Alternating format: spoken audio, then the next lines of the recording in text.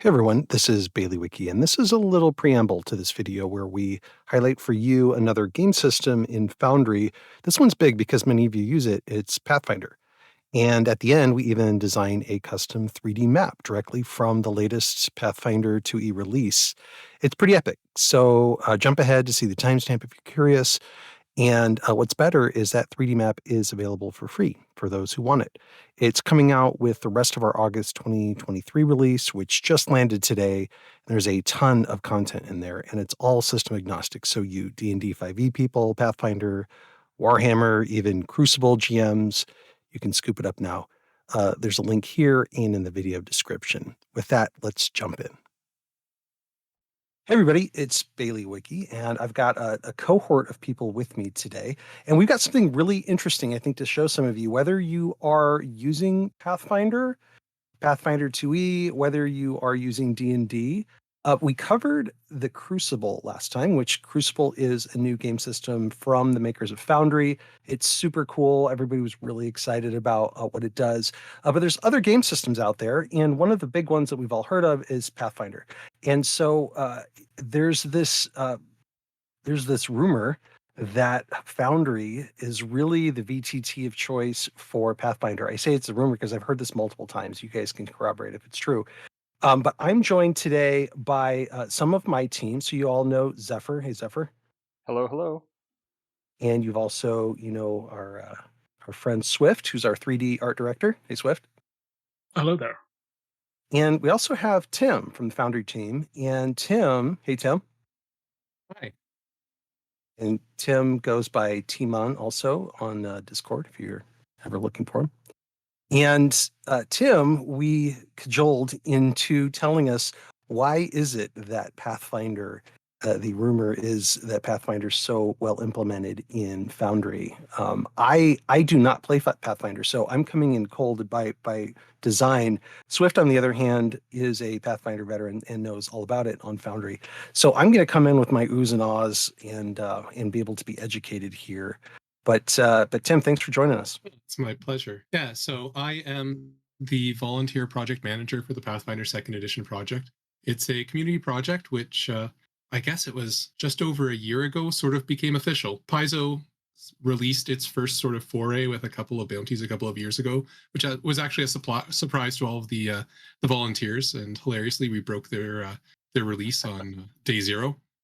We made a major change to the system, and because we had no idea they were doing it, yeah, stuff happened. But fast forward a year from that, and now we started to put out some commercial projects, some from Foundry itself, and some from Sigil Entertainment, who's partnered up to put out some of the more regular releases. So I'm happy to showcase the work of the volunteers because the system itself, 100% volunteer designed, and thanks to Paizo's generous license, has 100% of every content from every book other than the actual adventure text and art. And don't tell anyone, but Paizo let us sneak in a little bit of extra art that isn't quite under their community use license. So, Love it. Well, we, my team and you, Tim, both have, I think, a little some Easter eggs and some cool stuff to show today. So hopefully we'll show everybody some interesting things. But I thought we could start, like, how do you want to take us through this? Because, my main question is like, what, when I hear about Pathfinder or Pathfinder 2e implemented on Foundry, and I hear all these great things, why is that? What's the source of that feedback? I've heard it's like super well integrated and there's functionality, but I don't really know what that means. So like at a basic level, high level, why does that rumor persist? well, I'd like to think that it's a little bit more true than a rumor, but I might be a little bit biased in my opinion. Indeed. What I will say is that there's two reasons why. The first is a decision that Paizo made a very, very, very long time ago, and that was to take a particular tack with all of their intellectual property. They created a very broad community use program. Effectively, what it does is allow you to use any rule, any stat block, anything that's mechanical in the system. And I promise you, the volunteers, we've taken that to an extreme. It goes in and it's free. So long as you put out the product itself for free, you're not making money off of it inherently, then Paizo is very happy for you to create the product and really showcase the system. And that's very, very different than a lot of other systems, which are very closed garden. The big comparison, of course, always Wizards of the Coast. And Wizards of the Coast, they give you this tiny, thin little thing and say, okay, you can start from there. And if you want any more, you have to buy books. And because of this vast difference, Pathfinder Second Edition started right when the pandemic started, which leads me to the second thing. I have amazing volunteers that work with me. The system itself has had almost 200 contributors, some people putting in one thing, other Wow. people putting in several million lines of code. I have 5 amazingly talented either code or data entry leads working with me. And then Cora, who did such amazing work that she's been hired on as proper staff at Foundry Gaming LLC itself and is in charge of their Foundry products. Her and Anathema have just done an amazing job. And I'm very excited later on the stream to sort of showcase a little bit of the work that they did because the quality that they came out, second to none. There is no better VTT offering anywhere when you have the power of the Pathfinder system, the amazing storytelling that they really bring, because that's the big difference between a Pathfinder adventure and any other tabletop RPG that I've run, is Paizo is so dedicated to the story that when you take a book, when you take an adventure, or now when you take a Foundry module, it's one click, everything's there, all the history, all the lore, all the background. There's no, okay, now figure out how to get your players to level 2. It's just there for you. No, that's incredible. I mean, we're the choir here, preaching to ourselves, but Foundry is such an open system that it's by its nature, it's generative of a really interesting community, right? And we participate in that community across creators and software developers and storytellers. And when you combine that with something as open as what Paizo's done with the Pathfinder system, it's sort of a peanut butter and jelly moment, right? So, okay, I was right. I'm picking up what you're laying down. We've got the combination of a couple of good platforms here, both relatively open. So I can imagine you're going to show us how some of that then manifests in what one can do with the system. Yeah. So why don't we start off with something as simple as building a character? So we can create our own actor. And there we go. We'll create Bailey. Why not? I love it. If you Uh, could, anytime we do these, I want to make sure that my character throws a fireball at Zephyr. Would be great. uh, Just kidding.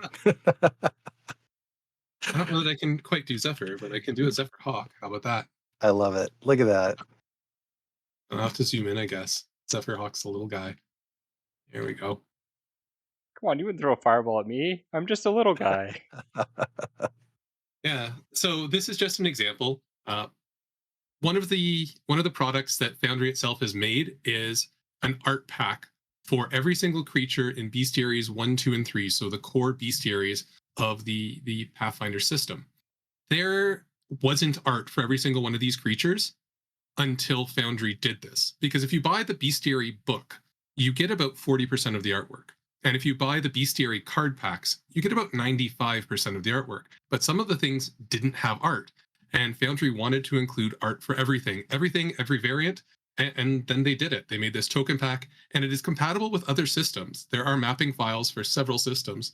I'm pretty sure 13H has one because of Cody. I know that 5e has a mapping system. So if you just like Paizo's art, it's a steal. And you think $60, but $60 for 2,500 pieces of mapped art.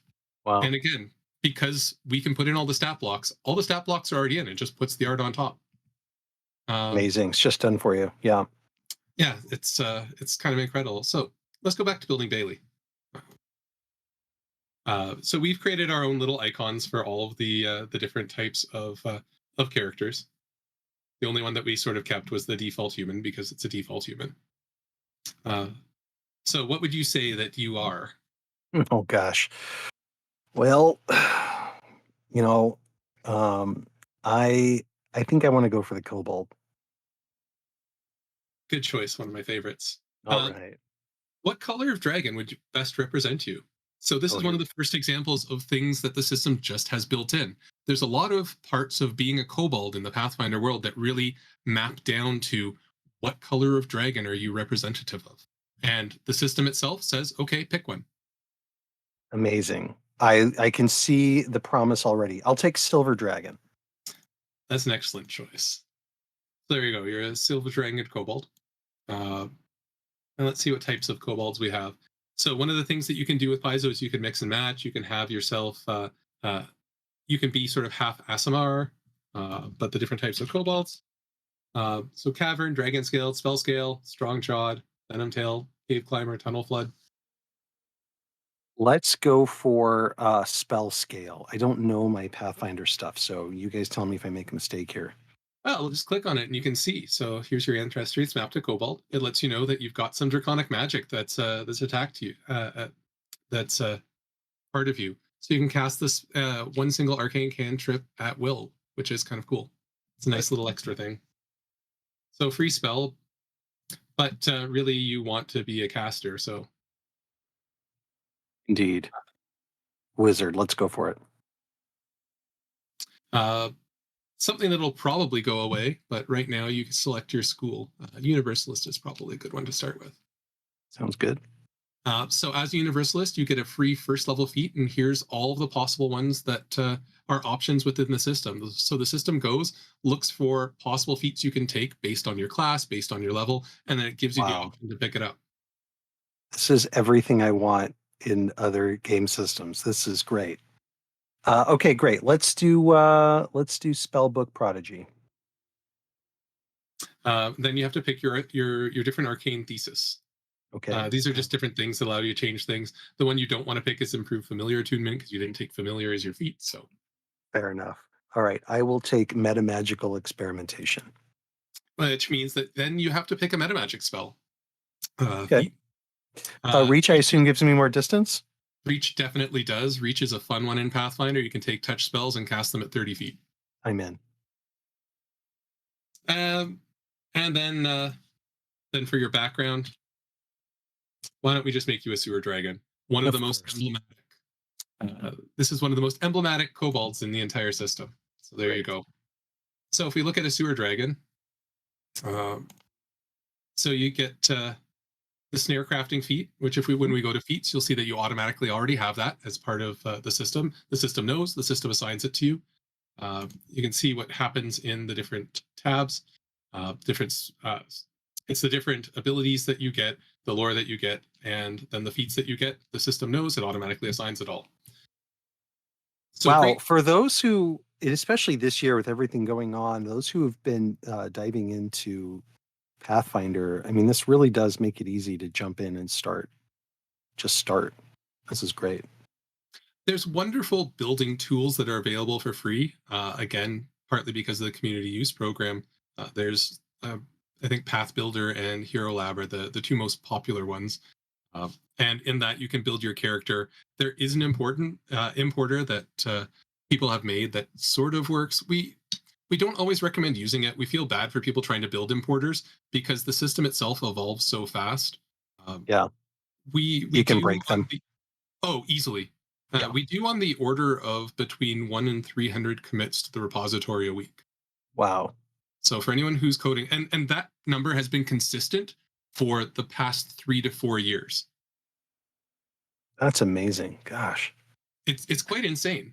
So you see here, your speeds, your senses, the languages you know, your traits are already assigned for you. And then we can just go and look at our ability scores.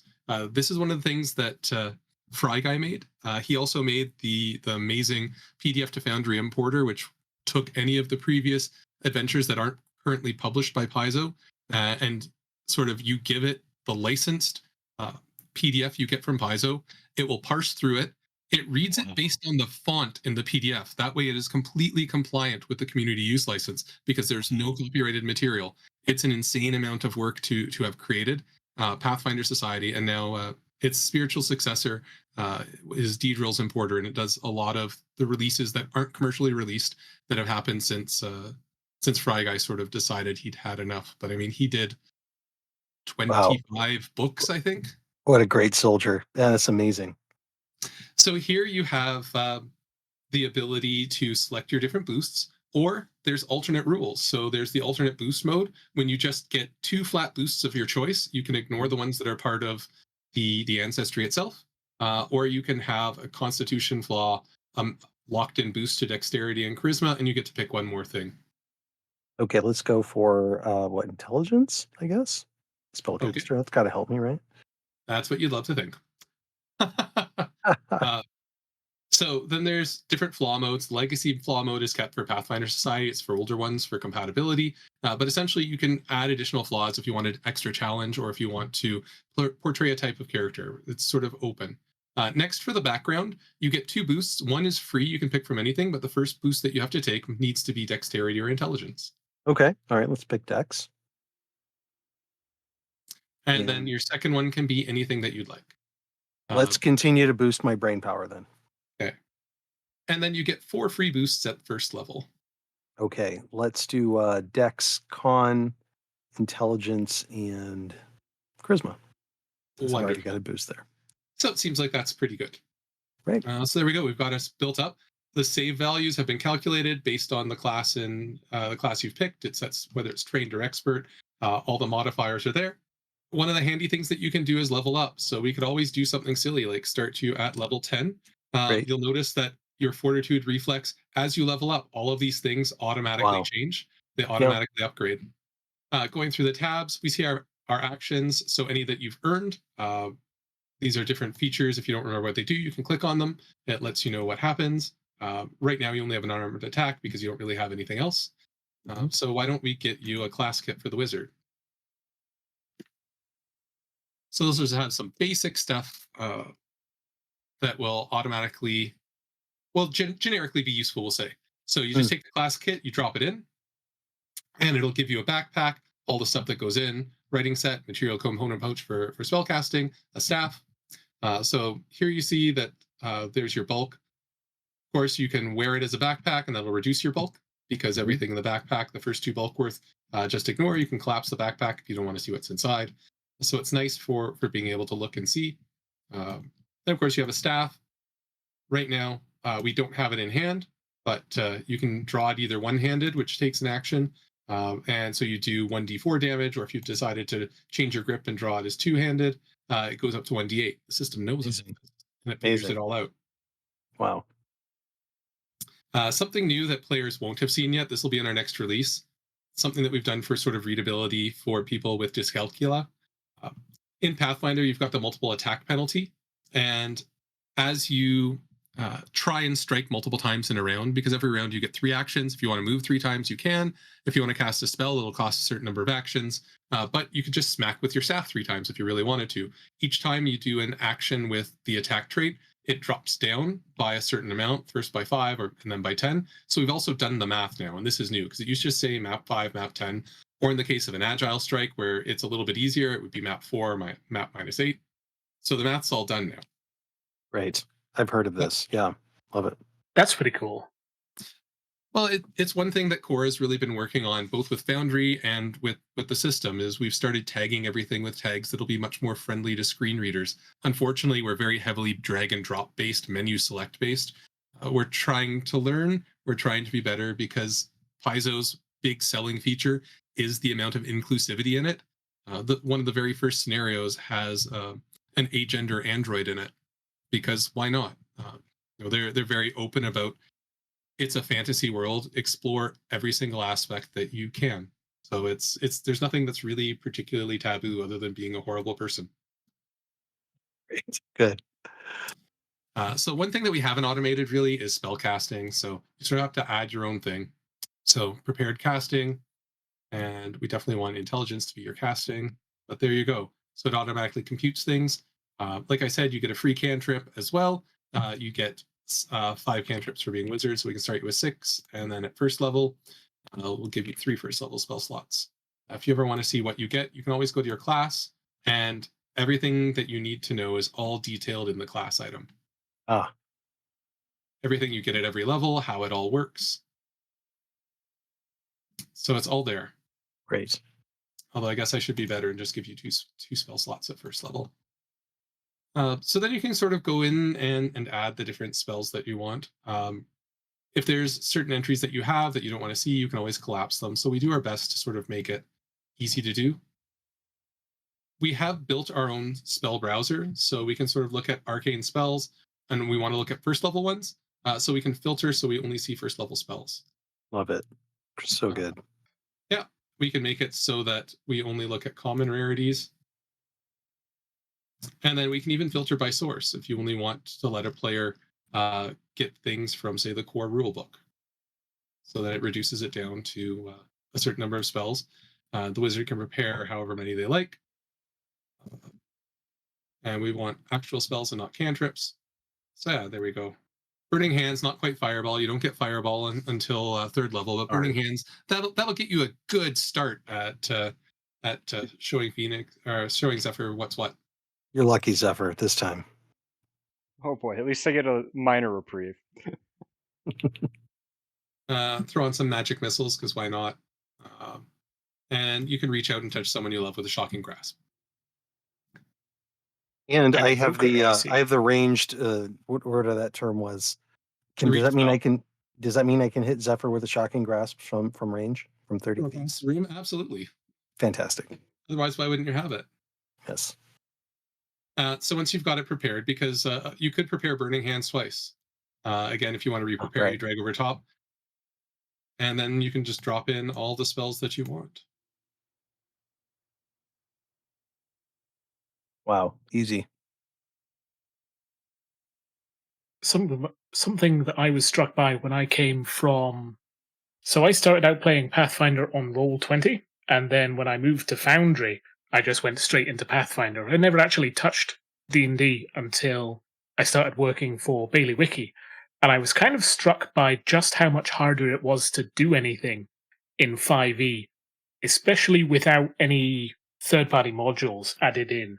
It seemed that it was a lot simpler. Well, there was a lot more you had to do yourself. Oh, 100%. Yeah, I mean we've done whole videos helping people figure out how to get up and running on D&D 5e, and of course once you're there, it's great. But I mean, this is just drag and drop and simple. So Wizard is one of those weird classes where you get trained in a couple of weird weapons instead of all simple weapons. I think this is something that's going away in the remaster, so you'll just be trained in simple weapons. But right now, different classes of weapons, the system will know whether or not you're trained in it. So you're trained in the staff, so you get a +3. If there was other simple weapons or martial weapons, like if I was to give you a rapier, you definitely won't be trained with that. You could use it if you want. But there we go. It's mostly about the style, really. Yeah. So you can see that the rapier, oh no, it is +3. Oh yeah, you still get your +3 for dexterity, 0 for untrained. It's right. That makes sense. It's just because you're useless with a staff. Yeah, but you are smart, so you can recall all sorts of things about Cobalt lore. All of these, if you hover, you'll get what's modifying things. So you're untrained in performance, so you don't get a bonus, but you get. It's good. We can't see your hover through the screen share, but it's good that you're describing it so we know it's there. So if you just put your cursor over top, you get a little pop up. I keep forgetting that because I do that when I stream the system updates, and people are like, "Tim, I can't see you." Right. Well, that's no good. So there, I think we're pretty decently set. You also get a Cobalt Ancestry feat. So automatically we've selected Cobalt, we've selected Ancestry feat, and obviously you want Cobalt Breath. Obviously. And I think that gets you most of the way. Let's say there's all these other tabs. You're not going to be playing Pathfinder Society. The tabs you can turn on and off. You don't want to do a biography. Fine. Yeah. And then they'll sort of go away. Just makes life easy. We also have another big feature to the system is you look at things, sometimes creatures give you conditions. That a particularly bad one for a spellcaster is to make you stupefied. And if that happens, then lots of bad things happen. You'll see that your DC went down. So automatically it's all done. Up in the corner, we have sort of what you'd find in World of Warcraft. And so you can right click to remove it, or left click to implement it increment it if it gets worse. And you see all of these things automatically update. So your will's down to 0. Anything that should be affected is. That's awesome. I mean, this is stuff that you do have to assemble modules together to accomplish in D&D 5e. And you guys have just baked it all in.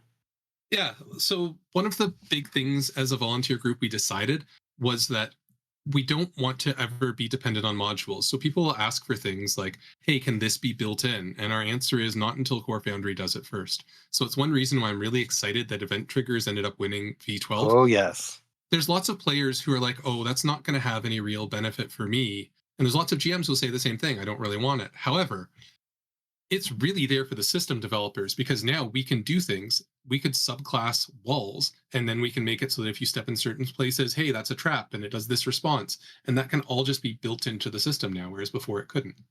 Yeah, it's so good. I mean, we've been covering Monk's active tile triggers for quite some time, and it really does open things up for GMs as far as whatever you want to do. It makes it possible.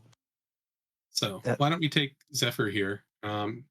He obviously thinks that you are great friends and will even take you a little bit further away. Oh, Zephyr. Standing right in behind, not paying any attention. See, I'm just such a trusting little bird. And then all of a sudden, oh no, someone's cast Burning Hands. So we can place our cone down. Unfortunately, Zephyr's been targeted. We'll see if Zephyr can save. So here's Zephyr, flat-footed, rolls their reflex save. They do succeed. They were lucky. They got out of the way of some of the damage. Some singed tail feathers, Well, and let's say, oops, I accidentally damaged completely. We just undo that and apply half damage instead. Fantastic. Yeah, so it's all these sort of quality of life things that we've sort of tried to integrate as we've been going along. And let's say that you decided to have a change of heart. You really didn't want to be a wizard. We can just delete that class. We'll get the little selector back. And I don't know, we can make you a Cobalt Kineticist. Wow, it's that easy. Yeah, we do our best. I mean, there's more that would change. The things that we haven't done quite yet, we haven't automated the skills and making everything selected. Certain things can be, but there's nothing that tracks it yet. With lore skills right now, we would like to rebuild that. That's something on the near-term horizon, but they don't work the same way as the core skills, which is an unfortunate design decision from about 3 years ago. People wonder why the barrier of entry to working on the Pathfinder system is decently high because the code quality is so high. We work very, very hard to try not to have future legacy code issues by being very, very regimented in how we do things and what we do things. And when you've got 200 people who are dumping stuff into the system, you sort of need that. So occasionally we get people who are frustrated, but a lot of times people will come by, implement one feature, struggle to definitely get started. And by the end, it's like, okay, I get this now. But if you look at this compared to professional code development, we're as good or better than a lot of standards that exist in industry. And again, that just comes from the amazing volunteers that we have, from our code leads all the way down to just random people who literally picked up coding. I think before Cora did any work in Foundry at all, she didn't really have a coding background, and now she's written a module. She's done the macros for a bunch of the Pathfinder work. So she's taken this and kind of turned it into a career from just sort of, hey, I like to play Pathfinder, and I've been working with Foundry for a while. Amazing. I mean, having been in the software industry myself for a while, getting good mentors with good processes and being able to learn inside of that is just invaluable.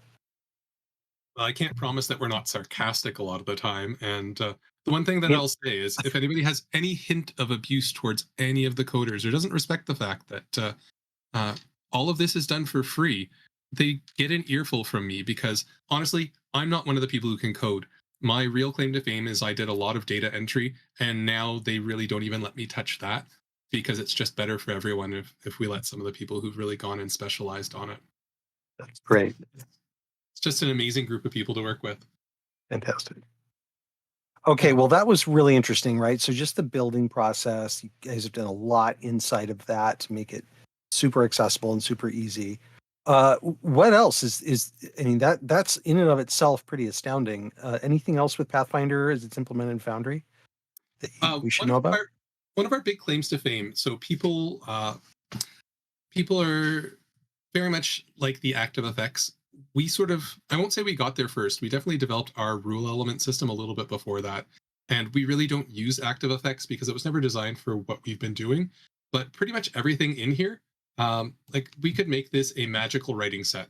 So for GMs, or if they turn it on for players, you get this little rules tab, and you can create a whole bunch of different things that'll happen. You can create auras that'll apply effects. We can Wow. make things that do choices, but the one that most people will start with, and there's a very nice interface for, is our flat modifier. So let's say this is a writing set of inspiration.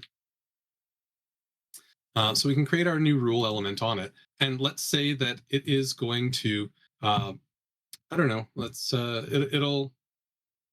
it'll make us a little bit smarter. So we'll increase our will save by an item bonus whenever we've got it on us.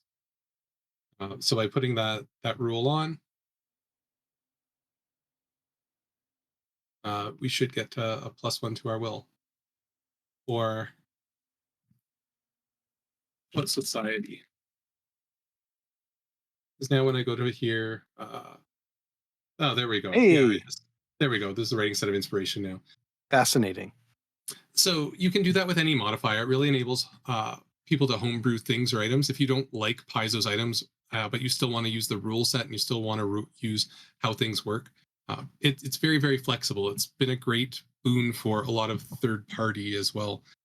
One of the things that I can say is for Pathfinder products, if you've got third party and you want to get into the VTT space, Foundry is the place that pretty much everybody goes. I won't disclose market share numbers that have been given to me in confidentiality, but let's just say orders of magnitude would be an appropriate word for how much uptake there is on Foundry versus all other VTTs combined. Wow, I believe it. Yeah, some of the stuff that's happened with third party, the first group that really jumped on to Foundry was sort of Battlezoo and Battlezoo Bestiary with Stephen Glicker and Mark Cypher. Mark was one of the people who actually wrote the core rulebook and then moved over with Stephen to start creating this alternate amazing world. And I will say that the third party products that have been most successful have been the ones that have engaged with the system. And that's a lesson that Paizo learned as well, because originally they didn't. And they put out products that PDF to Foundry was doing equally as good or better. Yeah. So it was learned very quickly that that's not the way to go. And as soon as they started engaging us, I will say that my data entry leads and some of the other people of the community who have gone and done data entry with us, those people are in particular demand because the skill set, what they can do and how much they stay on top of the system, it just means that you have a crazy idea, we can probably make it work. Unless I it's see so it. far out of the system that we don't have the back end mechanics for it.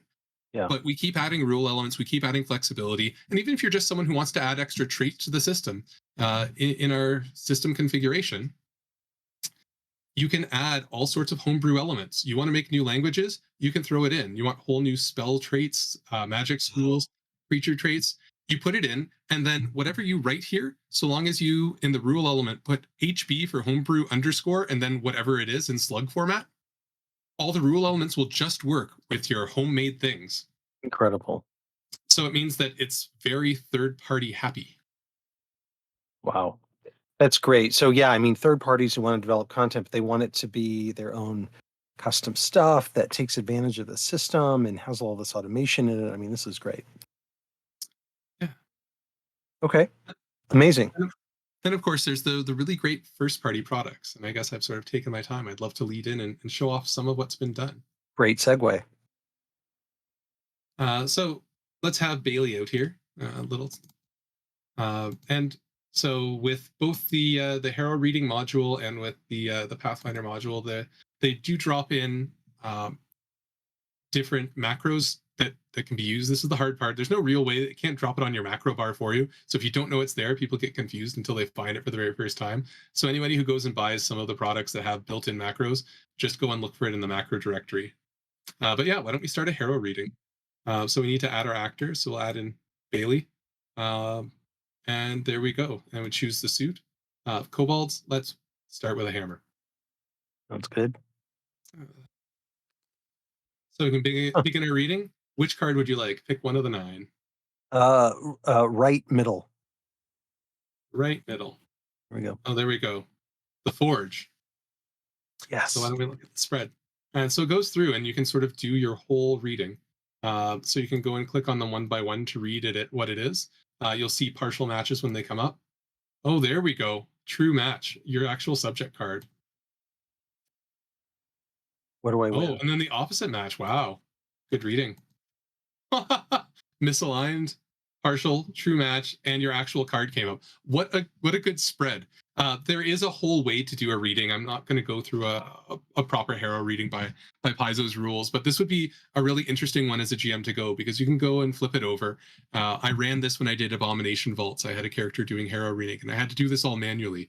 The art here is the custom sort of art from the brand new deck. The deck itself isn't released.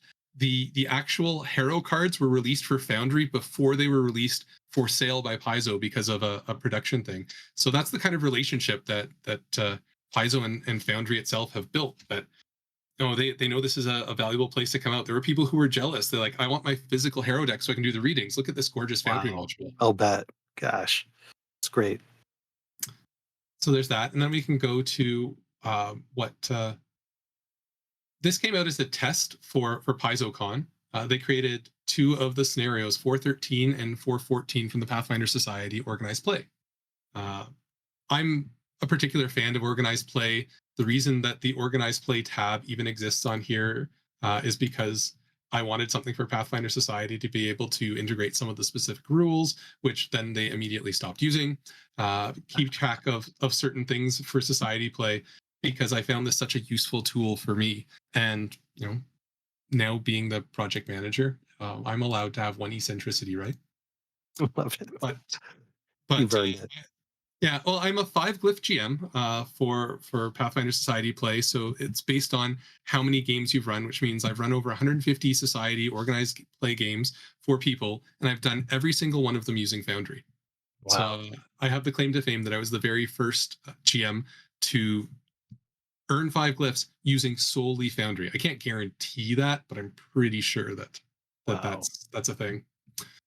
So when they did this, here we have the maps. So it's the maps that come from Paizo. They also have hidden the different enemies that you'll see, the notes, the encounters. The one thing that they don't do is provide you the adventure. The adventure is separate. The reason that they did this is because if you're a subscriber, you get the PDFs for free, and then they'd have to do a discount for subscribers. So instead, you buy the module, and the brand new model that's coming out, starting with season 5, and they've decided that they're going to try and do this Foundry assets pack, they're calling it, on a more permanent basis rather than just this trial. So you'll either subscribe for a half season or a full season. You'll get all the token art. All of the actors will be in the system.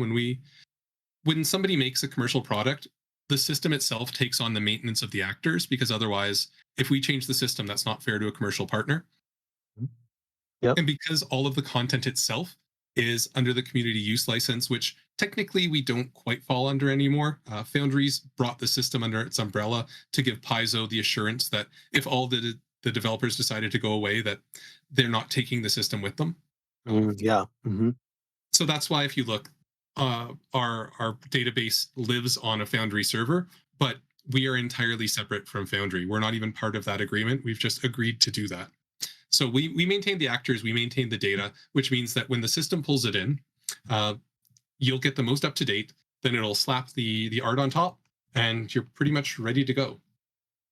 Wow, we know a little something about having to keep up with changes across the Foundry ecosystem with modules and everything else. It's great that you guys take on that responsibility. It sounds very creator friendly and for that matter, player and GM friendly.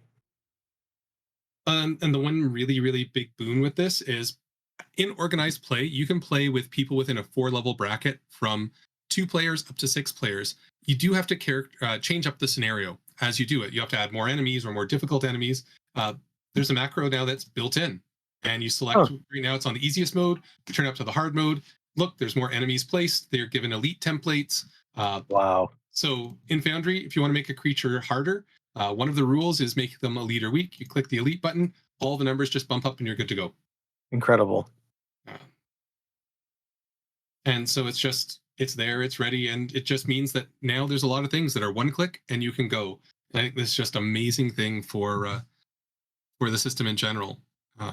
So if I can good. do And a little for setup, oh gosh, and with homebrew, well, that's great. why don't we do something fun? Why don't we why don't I import a whole adventure quickly? Love That it. could be fun. So I think I've got a Abomination Vaults in here. So this is a 3-book compendium. So this is an adventure that would take you from level 1 to level 10. It is every actor, every scene has audio choreographed to it. So let's activate the Abomination Vaults module. And this is how hard it is to get it set up. So here we are, Abomination Vaults. This pops up. You import the adventure, and then all you have to do is simply drop your characters in world. Wow. I actually recently finished the Abomination Vaults. There is a lot of stuff in there. Incredible. So It's honestly, so good. it's impressive that it's that easy. Yeah, and now this is, I ran it. It took me 75 4 to 5 hour sessions to run through. Admittedly, I added a lot of extra stuff in for some of my players, but it's just it's all done. There's a bunch of cool hidden features in here, but I feel like I don't want to spoil it because there's some interesting things that you can do with the city, with the landing page. It's on some of the videos where we demoed things, but it's kind of a cool one to let people go and explore. But yeah, it's just all done. What we can pull up the first map, and so you can get the original Paizo maps if you want, but Foundry hired uh, Narky to come in and remaster all of the maps. And you look at some descriptions for Paizo's rooms, and they're like, it's a gloomy library with moldy curtains and a shattered desk in the middle. And then you look at Paizo's original map, and it's a gray triangular room with nothing in it. Wow. So Foundry went all out and took the room descriptions and really Yes. made the rooms look the way that they're supposed to. Not that I want to steal away from the amazing work that you do, Bailey, but I think Narky. Steal away. This is incredible. This is beautiful. Yeah, so we've got all the spirits, and it's just Love it. it's amazing that it's just all there. It's all ready to go. And with this one, you do have uh, all of the information that you need to sort of go and run. So everything organized by pages. Click to go through things, get your encounters all set up. It's all here for you. There's no other work that you have to do. That was it. I did it live. Just click, and now we can play. Drag your actors on, and let's go. It's that easy. Incredible. Yeah. Well, really, really impressive. Well, I think there's some other new things coming down the pike, right? Several things. So yeah, the big one that I've sort of already said, and I guess as of when this will be released, season 5 of Pathfinder Society is coming out. We've got Rage of Elements that will be in the system same day. I sort of demonstrated the kineticist. That's the big thing in that book itself. Mm-hmm. And I think by the end, so if you really like this, you like this quality, then Kingmaker is coming out. So Kingmaker is a first edition adventure that Paizo converted to second edition. And they're making a premium content module with pretty much all of Kingmaker and the companion module in it. It should be coming out sometime this quarter. I'm pretty excited for it. And Paizo's asked if I will live stream it using the staff as the players, some of the Paizo staff. So watch for that live Foundry stream of all of Kingmaker. We were talking on Discord while we were kind of gearing up for this little interview here, and you were able to share some early stuff with us, and we kind of had some fun with it. What was the adventure that came from? The Enmity Cycle. So this is Paizo's latest release as an adventure goes. It's one that hasn't been picked up yet for so Sigil itself isn't making it. So none of the actual adventures, the short books, have been made. They've only done Adventure Paths, which are the long 3 to 6 book sort of arcs. So Abomination Vaults was three books long. Kingmaker was 6 books long, and then they've done the short stuff. So the Pathfinder Society things. But they haven't really touched the adventures, which are sort of not one shots, but they're one book, so they're 4 levels. And the most recent release is the Enmity Cycle. Okay, and Swift, is that the one that you've been working off of, or what's the one you've been working off of? Yes, we talked about the enmity cycle a little bit ago. So obviously, I decided to have a look at it, and because obviously, what I do at Baileywiki is I'm the 3D art director. So I decided to see if I could make one of the maps from it in 3D, which went pretty well with what I've got here. I will say I did end up making the last map from the adventure, so there might be spoilers in here for the layout, I suppose. But I So, could. Tim, do you want to see what Swift came up with? I've been waiting for this since you sort of agreed to take a look at it. This will be the River Song Theater, right?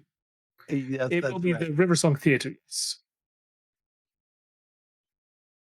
Okay, this is really cool. So this was I put this together over the last week. I say the last couple of days. Just sort of based off the map that comes with the book. I kind of converted that into, well, as you can see, a 3D scene. I have made a few changes. I noticed that the rooms inside the theatre seemed very small for the encounters that are supposed to happen in there. So the horizontal scale is actually doubled, but the vertical scale is the same. So the effect of that is that actors might look really small, but Oh, this it's an is ancient legendary theatre. And we picked it like as we were looking at like the options, it was like, hey, this has some interesting dimension to it, right? And 3D is what's great about that is it lets you really use that third dimension. Yes. And sometimes you just find a map that's like really good for that. So we're like, oh, this would be a great boss fight. I think this is kind of a culmination map, for a lot of the story. So wow, this looks great. I see all the lighting and everything here too. It's pretty outstanding. I'm gonna run the cutscene from my side. Oh yeah.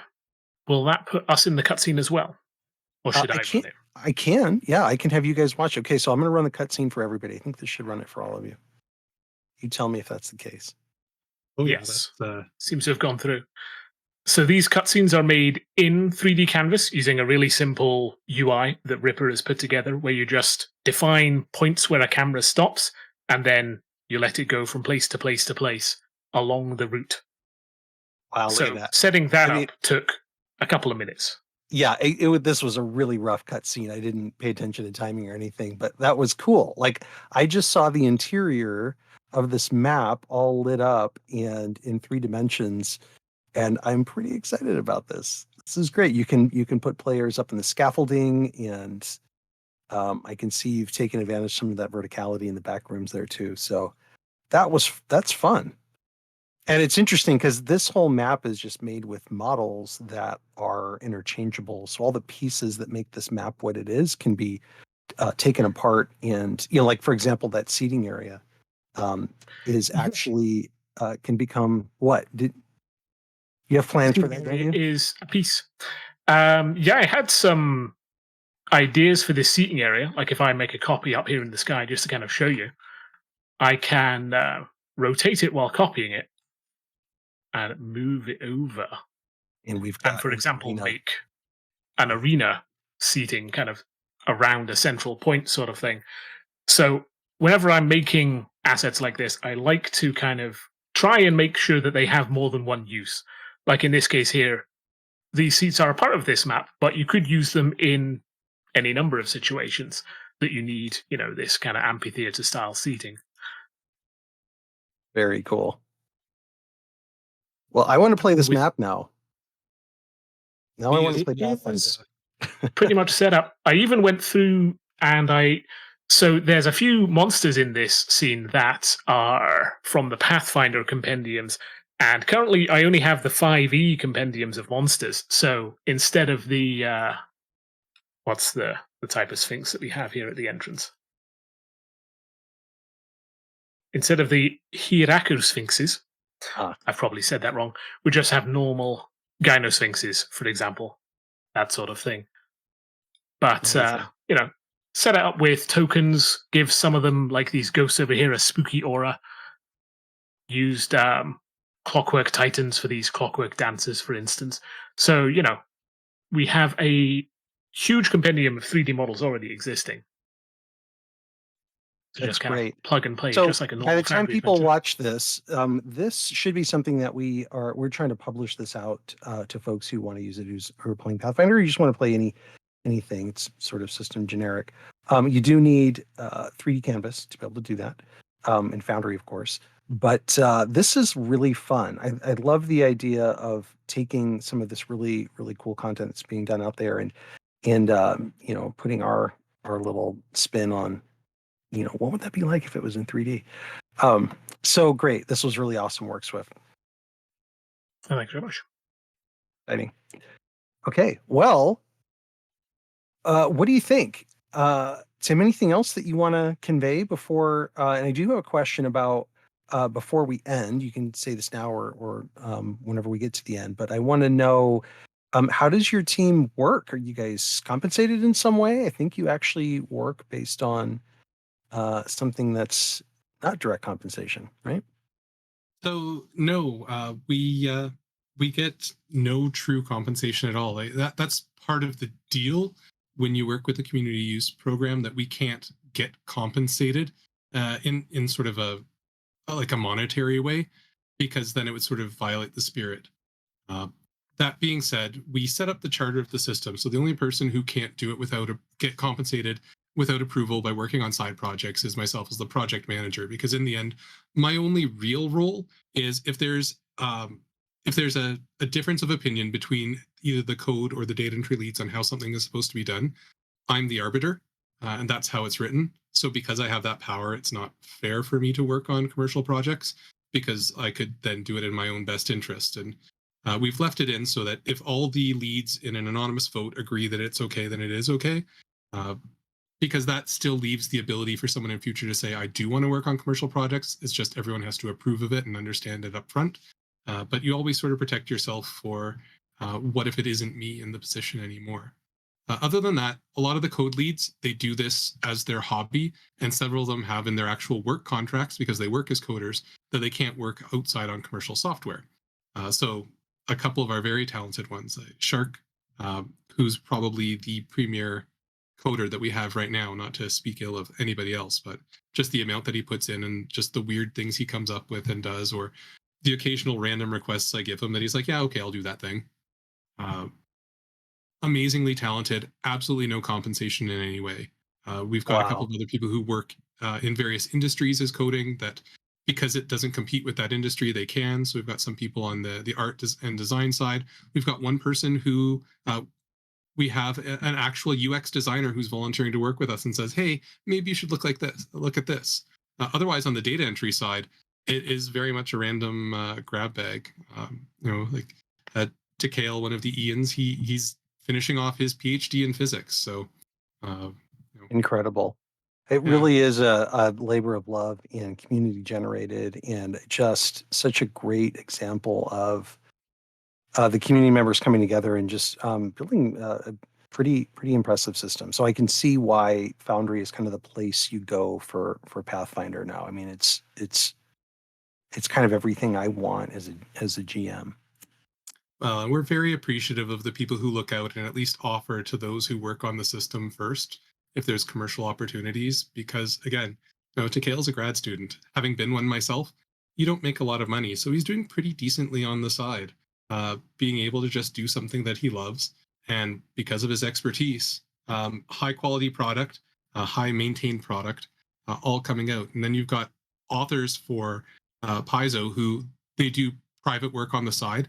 There's a whole slew of them that have just donated stuff that they sell on other platforms to Foundry for free, and the system developers have stepped up and made a module. So if you want to play one of their creations, if you want to play the Knoll Ancestry, you can, because I want to say, and forgive me if I get this wrong, it was Luis Loza who wrote it, and he's just like, yeah, here you go. I sell it on one of the sites for this amount of money, but yeah, just make a free Foundry module of it because I want people to play it.